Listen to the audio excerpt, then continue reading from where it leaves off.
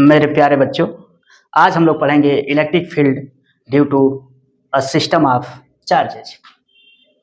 ठीक है, तो आइए, इससे पहले हम लोगों ने पढ़ा है कि इलेक्ट्रिक फील्ड किसी चार्ज के द्वारा कैसे हम लोग निकालते हैं। जैसे सपोज करिए कि ये चार्ज क्यू है, पॉइंट चार्ज। जितनी भी सारी बातें, एक बात बता दूं आप लोगों को, जितनी भी सारी बातें हो रही है वो किसके लिए हो रही है? अभी पॉइंट चार्ज के लिए।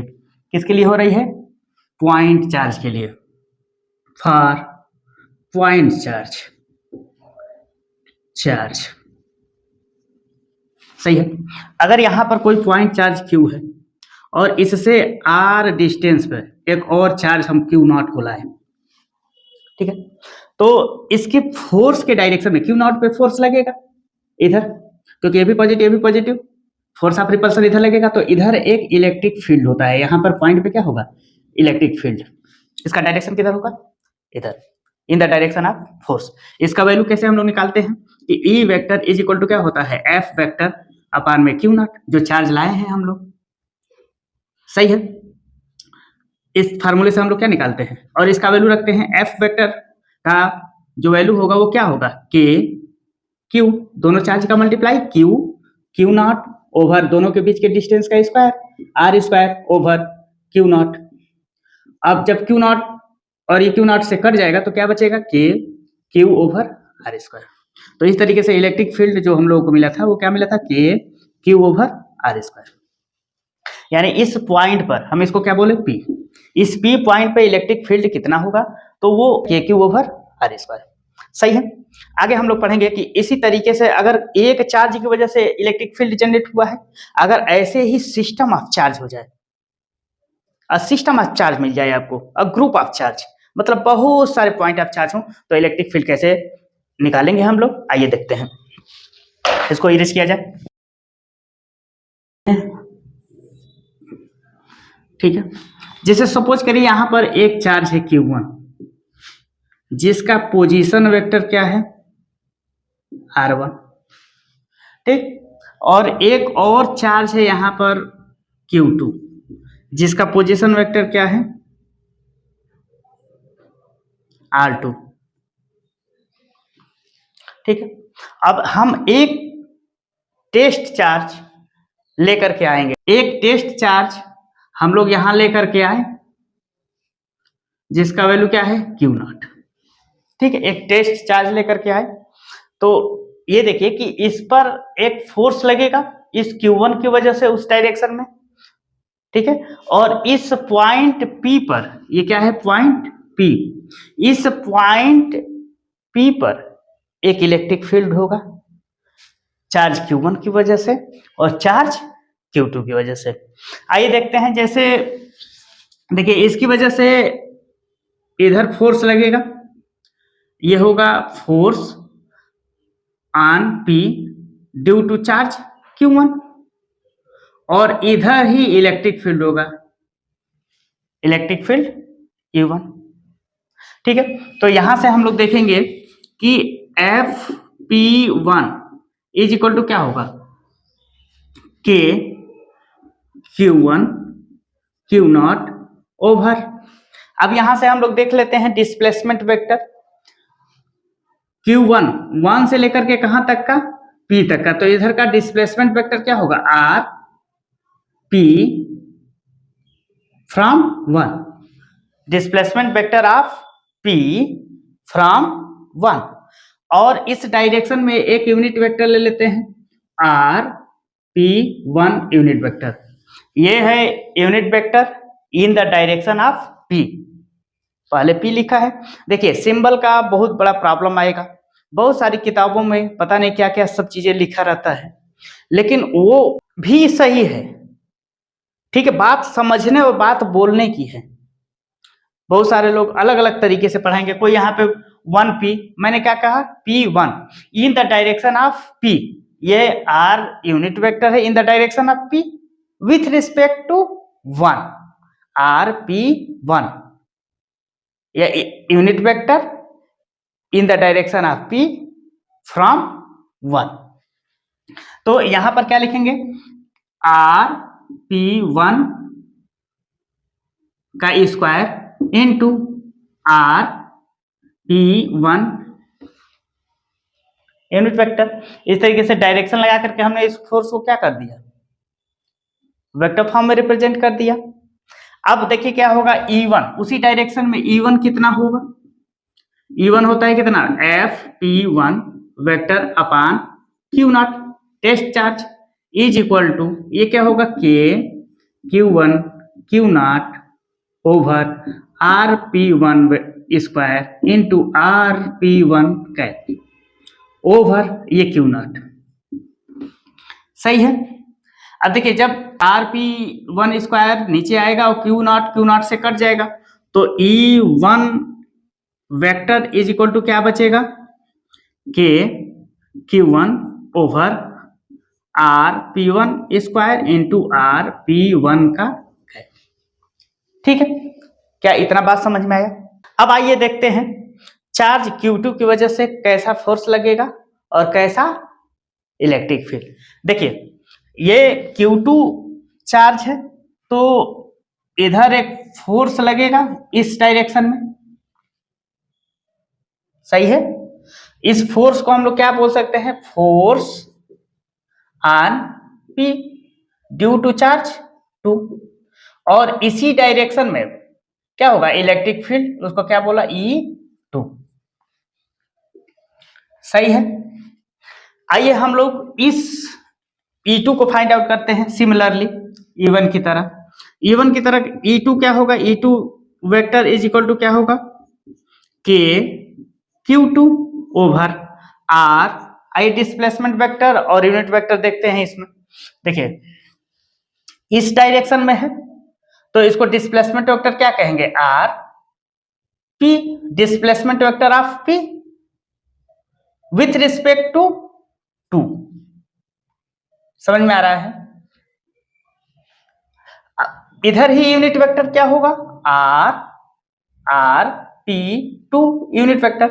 ठीक है, unit vector in the direction of P, in the direction of P from 2। तो इधर क्या लिखेंगे, RP2 का स्क्वायर इंटू RP2 का। ठीक है, इस तरीके से अभी हम लोगों ने देखा कि केवल दो ही चार्ज है, Q1 और Q2। अगर इस पर बहुत सारे चार्ज हो जाएं, ठीक है, देखिए ये डायरेक्शन का अगर आप किसी भी किताब से मैच कराएंगे तो इस डायरेक्शन को लेकर के जो ये लिखावट है इसमें प्रॉब्लम हो सकता है। ठीक है, बात को समझने की कोशिश करिए, ये भी सही है, किताबों में बताया जा रहा है वो भी सही है। बात समझने की कोशिश करिए कि किस तरीके से हम लोग बात को बता रहे हैं। ठीक है, आइए देखते हैं। इसी तरीके से सपोज करिए इस पर बहुत सारे चार्ज हो गए, Q3 Q4 Q5 Q7 और Qn।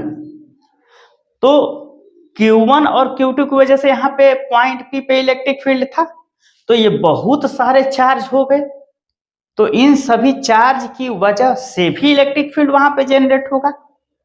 ठीक है, अगर इसी तरीके से हम लोग मान लेते हैं कि En electric field due to charge N कितना होगा, कैसे लिख सकते हैं इसी की तरह, K Qn चार्ज Qn द्वारा अपान में R at point P due to charge N का square into R unit vector in the direction of P from N charge N। ठीक है, इस तरीके से लिख सकते हैं हम लोग। अब देखिए क्या होता है कि ये तो केवल इलेक्ट्रिक फील्ड रहा, ईच चार्ज द्वारा इंडिविजुअली अपना पर्सनल इलेक्ट्रिक फील्ड है, और इन सब का रिजल्टेंट कैसे निकालेंगे, तो हमको पता चल गया है कि इलेक्ट्रिक फील्ड कैसा क्वांटिटी है, वेक्टर क्वांटिटी है, और इन सब का रिजल्टेंट हम लोग कैसे फाइंड आउट करेंगे, वेक्टर सम लगा करके। वेक्टर सम ही इसमें क्या होगा, एल्जेब्रिक सम होगा नहीं, वेक्टर सम होगा।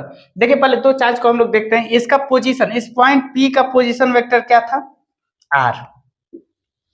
ठीक, तो देखिए यहां पे parallelogram law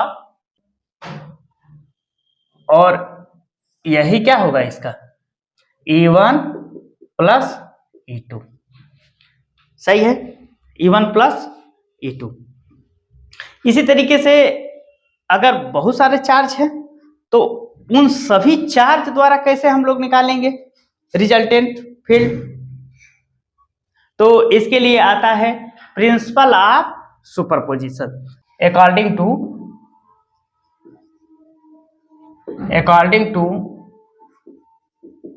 principal of superposition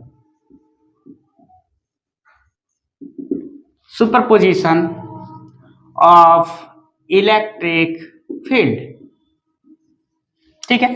क्या कहता है देखिए, according to principle of superposition, उस पॉइंट P पर इस सभी चार्ज द्वारा Q1, Q2, Q3, Q4 और Qn द्वारा जो रिजल्टेंट इलेक्ट्रिक फील्ड होगा, वह सभी चार्ज द्वारा जो इलेक्ट्रिक फील्ड क्रिएट हुआ है E1, E2, E3, E4, उसका वेक्टर सम होगा। यही प्रिंसिपल ऑफ सुपरपोजिशन कहता है। इसको कैसे लिख सकते हैं कि E vector is equal to E1 plus E2 plus E3 plus dot dot dot En, सब क्या रहेगा वेक्टर।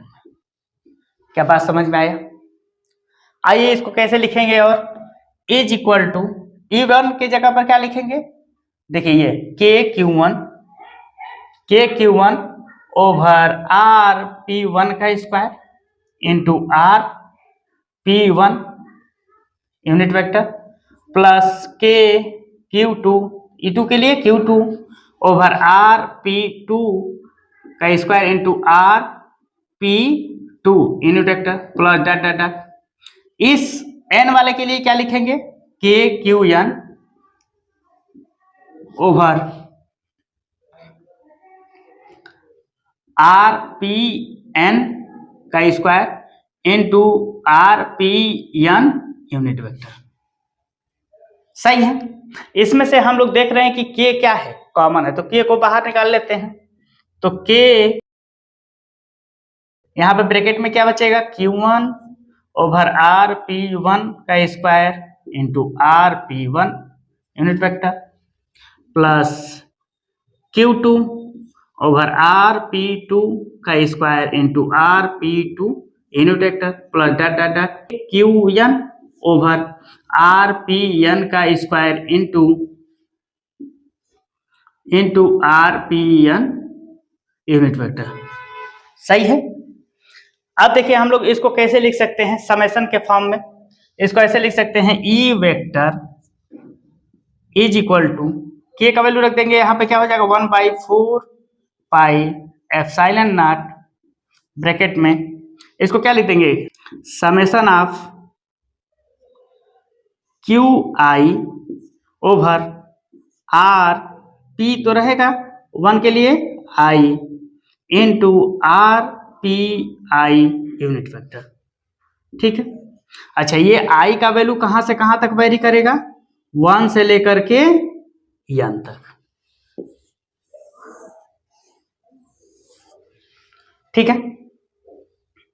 देखिए अगर आपको ये सब सारी चीजें अच्छे से समझना है तो आपको Coulomb's law in vector form ये वाला लेक्चर देख कर आना पड़ेगा। ये सब चीजों को हम लोग बहुत ही बारीकी से पढ़े हैं और हर लेक्चर में यही सब चीजें समझाया जाएगा, तो जो वीडियो का ड्यूरेशन है वो क्या हो जाएगा, काफी बड़ा हो जाएगा। तो ये सब चीजें जो मैं कर रहा हूं इजीली इसको हम लोग समझेंगे पीछे के लेक्चर में।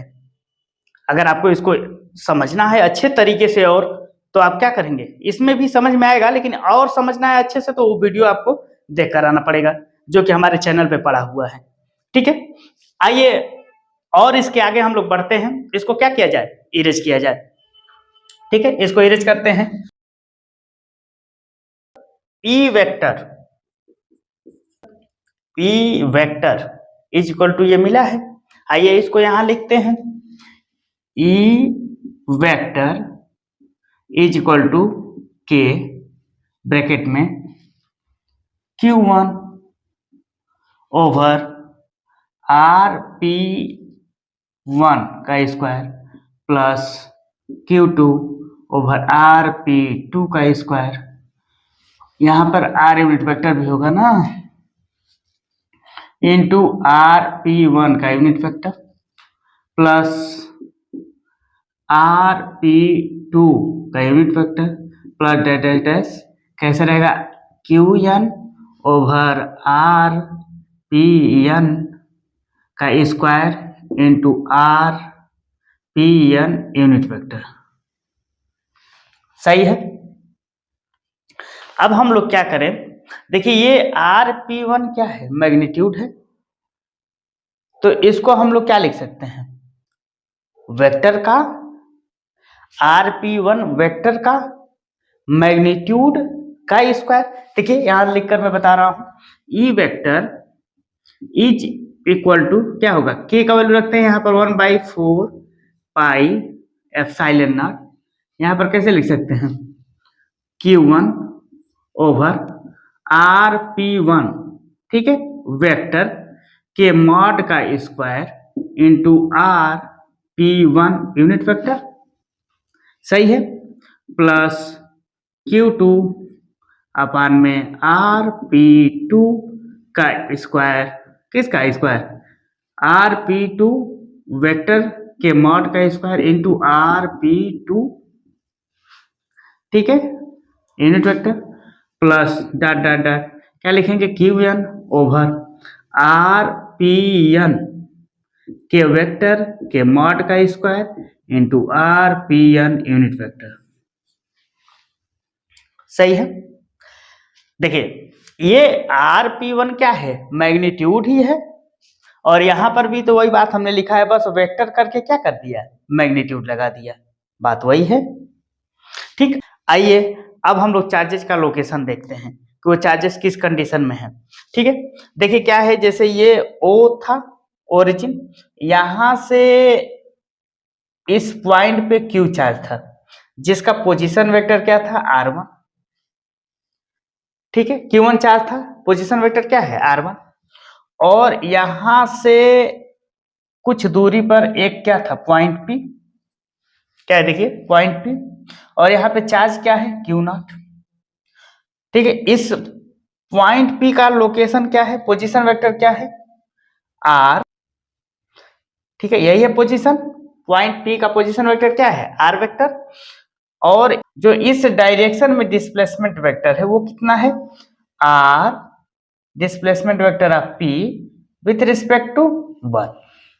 ठीक है, अगर हमें ओरिजिन से कोई वेक्टर दिया हो, पोजीशन वेक्टर दिया हो इस चार्ज का यानी R1 और R में, तो हमें किस में निकालना है, R1 और R में, लेकिन इस पे देखिए सारा वैल्यू कितना दिया है, डिस्प्लेसमेंट वेक्टर दिया है P1 P2 P3, तो इन सब को हम लोग क्या करेंगे, चेंज करने की कोशिश करेंगे, किस में लाने की कोशिश करेंगे कि ये किस में आ जाए, R1 और R में।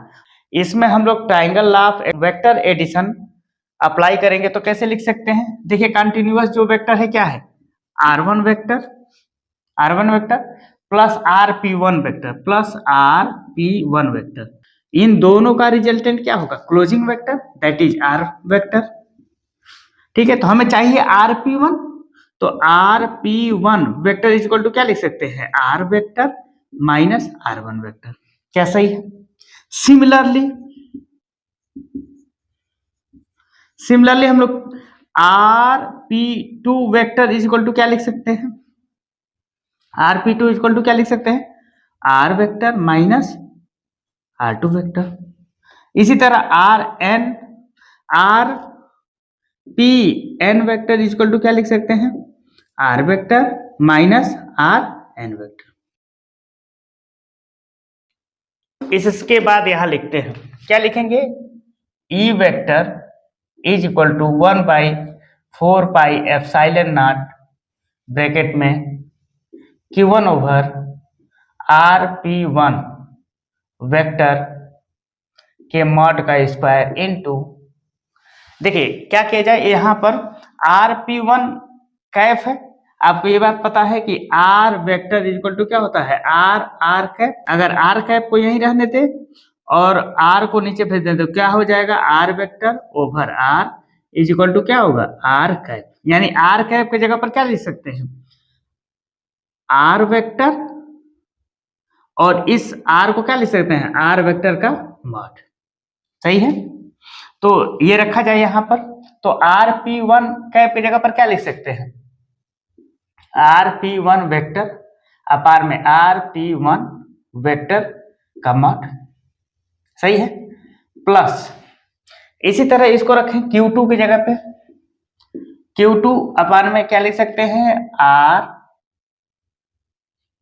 वेक्टर p2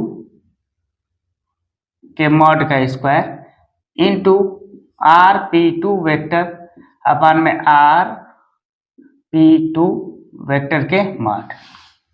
ठीक है, प्लस डॉट डॉट डॉट, इस n वाले को लिखते हैं, क्या लिखेंगे, qn plus qn over rpn vector के मॉड का स्क्वायर इनटू उस rpn कैप को कैसे लिखेंगे, rpn वेक्टर ओवर rpn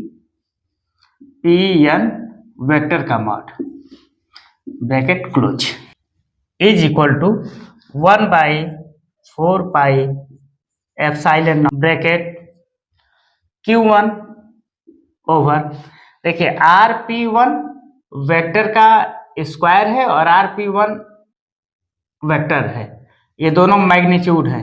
ठीक है, तो दोनों ये क्या हो जाएगा, दोनों एक बन करके क्या हो जाएंगे, होल क्यूब। तो इसको कैसे लिखते हैं, rp1 वेक्टर का whole cube into rp1 vector. सही है, प्लस ऐसे ही आइए लास्ट n वाला लिखते हैं, कैसे लिखेंगे, qn ओवर rpn वेक्टर के मॉड का whole cube into rpn vector.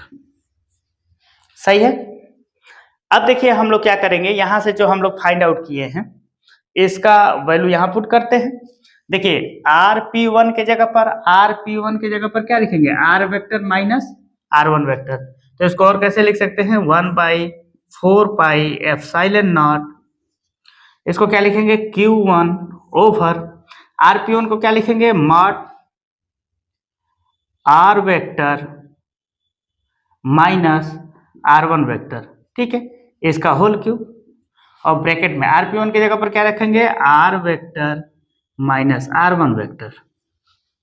सही है, प्लस ऐसे ही डाटा आइए लास्ट ये n वाला देखते हैं, तो इसको क्या लिखेंगे, qn ओवर rpn की जगह पर क्या रखेंगे, r vector minus rn vector. देखिए यहां से rn वेक्टर का whole cube bracket r vector minus rn vector, bracket close.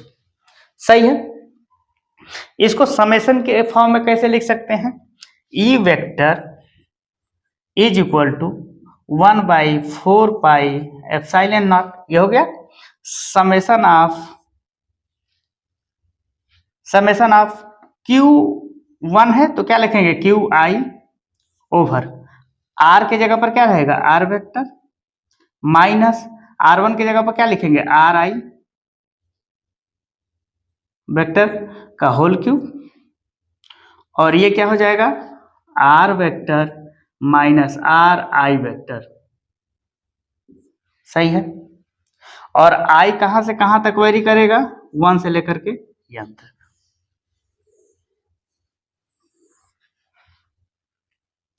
सही है, इस तरीके से हम लोगों ने इलेक्ट्रिक फील्ड को समझा due to the group of charge.